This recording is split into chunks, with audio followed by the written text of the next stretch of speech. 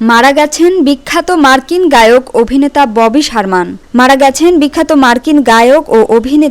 ববি শারম্যান গত মঙ্গলবার প্রয়াণ ঘটে তার। ৭০ দশকের জনপ্রিয় এই তারকার মৃত্যুকালে বয়স হয়েছিল ৮১ বছর। শারম্যানের স্ত্রী ব্রিজিট পুয়েবলন শারম্যান ইনস্টাগ্রামে একটি আবেগঘন বার্তায় গায়কের মৃত্যুর খবরটি নিশ্চিত করেছেন। ব্রিজিট লেখেন, আমার স্বামী ববি শারম্যান আজ আমাদের ছেড়ে চলে গেছেন। তার হাতে হাত রেখে তিনি আমাদের ভালোবাসার ২৯ বছরের সংসারকে সম্মান জানিয়ে বিদায় নিয়েছেন। এই কঠিন সময়েও তিনি আমার পাশে ছিলেন, সব সময় ছিলেন। তিনি ছিলেন সাহসী, কোমল আর আলোয় ভরা মানুষ।